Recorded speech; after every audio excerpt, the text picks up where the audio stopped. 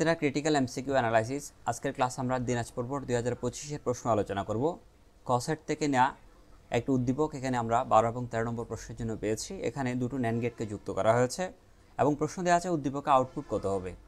এখানকার সঠিক উত্তর হলো এ বি, কারণ দুটো ন্যান্ড গেটকে যুক্ত করলে একটি অ্যান্ড গেট পাওয়া যায় এবং অ্যান্ড গেটের সমীকরণ এ ইন্টু বি এ বি, এটি সঠিক উত্তর। তোমাদেরকে আরেকটু বুঝিয়ে দিচ্ছি, আমরা পরবর্তী স্লাইডে চলে যাচ্ছি। দেখো, প্রথমে যে এটি একটি অ্যান্ড গেট এবং তাদের ইনপুট এ এবং বি, ফলাফল হবে এ বি।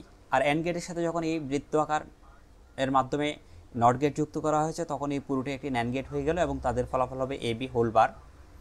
এই ন্যান্ড গেটকে যখন আবার আরেকটি ন্যান্ড গেটের সাথে যুক্ত করা হবে তখন প্রথমে একবার অ্যান্ড গেটকে নট গেট যুক্ত করে পরিপূরক করা হয়েছে, আবার সেই ন্যান্ড গেটকে আবারও যখন পরিপূরক করেছি অর্থাৎ আবারও ন্যান্ড গেট করেছি তখন দ্বিতীয় পরিপূরক হলে তখন ফলাফল ওয়াই ইকুয়াল টু এ বির উপর ডাবল বার হয়ে যাবে।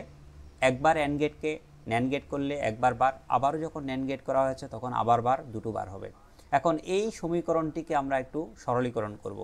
ডিমর্গান নীতি থেকে আমরা জানি A B whole bar equal to A bar plus B bar. এখানে এ বি হোল বার আকারে রয়েছে, একটা রেখাকে যদি আমরা ভেঙে দিই তখন হবে এ বার প্লাস বি বার। দেখো, গুণ আকারে থাকলে সেটি যোগ আকারে হয়ে যায়, অর্থাৎ এন গেট থাকলে সেটি অর গেট হয়ে যাবে। একটি রেখাকে ভাঙার ফলে এরকম হয়েছে। এখন আরও একটি রেখা রয়েছে, ডিমর্গানের আরও একটি উপপাদ্য আছে, সেটি হলো A plus B whole bar equal to A bar into B bar. এখানে A plus B whole bar আকারে আছে, তাহলে এই রেখাটিকে যখন আমরা ভেঙে দিব তখন এর উপর বার হবে, বি এর উপর বার হবে, এই অর গেটটি অ্যান্ড গেট হয়ে যাবে। এখন আগে থেকে এ বার ছিল, রেখা ভাঙার কারণে এ ডাবল বার হয়েছে, এই অর গেটটি অ্যান্ড গেট হয়ে গেছে, বি এর উপর বার ছিল, আরও একটি বার এসে ডাবল বার হয়েছে, A double bar into B double bar.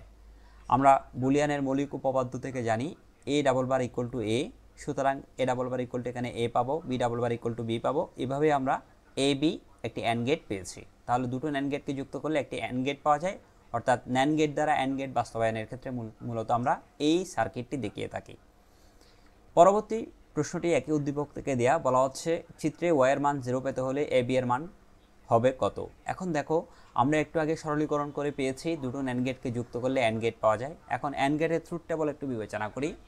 And গেটের ট্রুথ টেবল থেকে আমরা জানি দুই বা ততোধিক ইনপুট থেকে একটি মাত্র আউটপুট পাওয়া যায় এবং আউটপুটটি হলো ইনপুট সমূহের যৌক্তিক গুণফলের সমান। সেক্ষেত্রে এ এবং বিকে গুণ করলে যে ফলাফল পাবো সেটি অ্যান্ড গেটের ফলাফল। তো 0 ইন্টু 0 সমান 0 হয়, 0 ইন্টু 1 ইকুয়াল টু 0 হবে, 1 ইন্টু 0 সমান 0 হবে, 1 ইন্টু 1 সমান একমাত্র 1 হবে। তাহলে 0 পেতে হলে এই তিনটি কন্ডিশনের যে কোনো একটি কন্ডিশন পেলেই কিন্তু ফলাফল 0 হচ্ছে। আমরা একটু উত্তরের দিকে তাকাচ্ছি। প্রথম অংশে দেওয়া আছে কতে A equal to 0 B equal to 0, অর্থাৎ এটির সাথে মিলে গেছে, এটি সঠিক উত্তর। আবার এ ইকুয়াল টু খতে দেওয়া আছে A equal to 1 B equal to 1, তাহলে A equal to 1 B equal to 1 এটি 1 হয় না, এটি 0 হয় না, এটি 1ই হয়, তাহলে এটি সঠিক উত্তর নয়। আবার এখানে দেখতে পাচ্ছি A equal to 0 B equal to 1 দেওয়া আছে, দেখো যেটি এখানে ট্রুথ টেবল আমরা পাচ্ছি A equal to 0 B equal to 1 হলেও কিন্তু 0 হয়, তাহলে সেই বিবেচনায় গ নম্বরও সঠিক উত্তর। আবার A equal to 1 B equal to 0 হলে সেক্ষেত্রেও ফলাফল 0 পাওয়া যায়, সেই বিবেচনায় A equal to 1 B equal to 0 ঘ নম্বর উত্তরটাও সঠিক। তাহলে এই প্রশ্নের জন্য মূলত সঠিক উত্তর 3টি রয়েছে। তাই এখানে আসলে প্রশ্নটি হয়তো ত্রুটিপূর্ণভাবে হয়ে গিয়েছিল। কোনটি 1 পেতে হলে কেমন হয় যদি বলা হতো তখনই সঠিক উত্তর পেতাম আমরা খ নম্বরটি, কিন্তু 0 পেতে হলে কিন্তু এই 3টি সঠিক উত্তরের যে কোনো একটি দিলেই সঠিক উত্তর হবে। ধন্যবাদ সবাইকে।